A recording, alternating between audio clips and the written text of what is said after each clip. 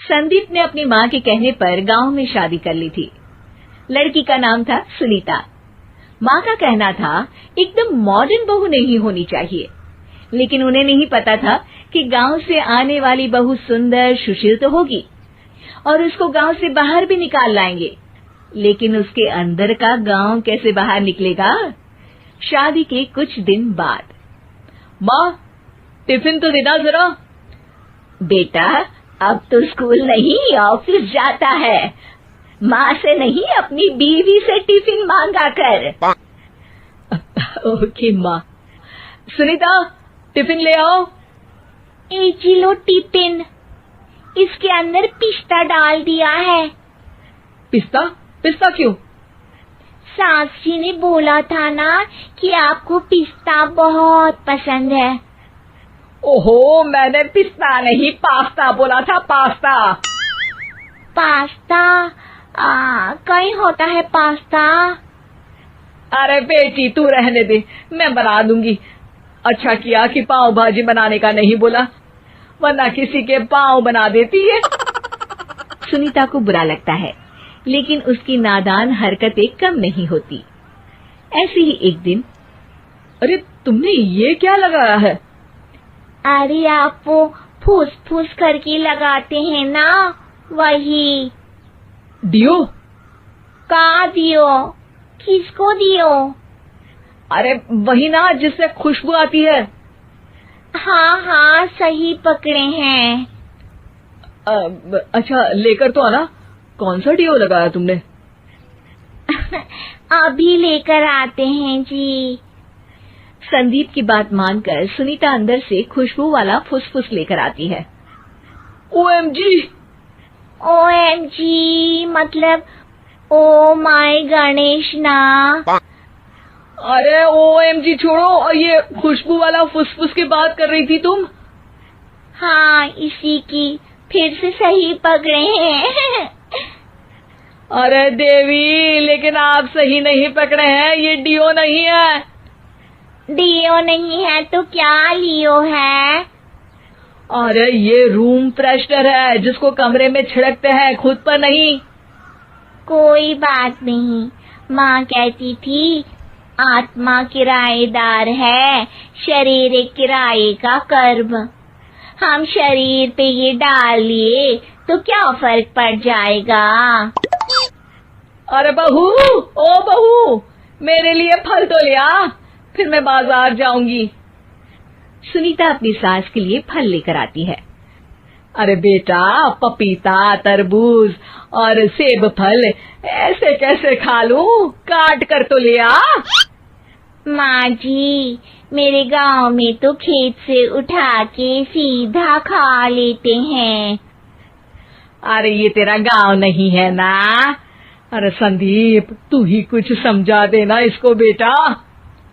मैं कैसे समझाऊं माँ, ये तो माइक्रोवेव को भी भट्टी बोलती है। कल मैंने बोला हाय कैसी हो, तो बोलती है किसी को हाय नहीं लगानी चाहिए। अरे सुनीता, तेरा क्या होगा? अभी तो कैसे बताऊं माँ जी, अभी हम कुछ करेंगे फिर पता चलेगा क्या होगा, लड़का या लड़की। हे भगवान, कहाँ से आ गई है? रामपुर से जी, आप ही तो लेकर आए थे मुझे।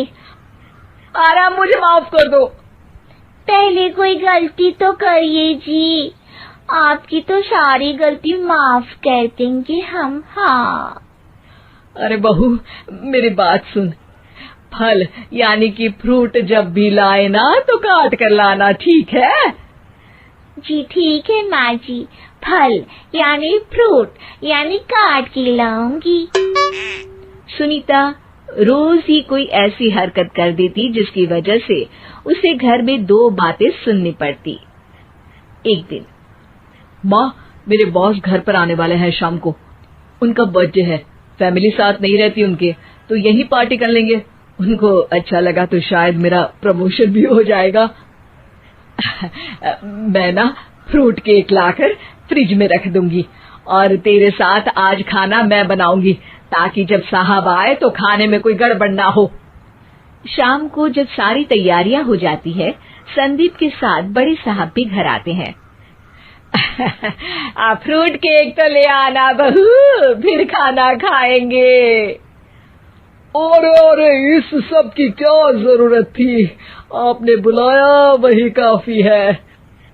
सर, आपका परिवार शहर में नहीं है तो हम ही आपके परिवार जैसे हैं सर। इतने में ही सुनीता फ्रूट केक लेकर आती है और बड़े साहब की टेबल पर रख देती है, और जैसे ही केक के ऊपर का बॉक्स हटाती है, ओह, ये क्या है? केक तो कटा हुआ है। मैं तो ऐसा नहीं लाई थी।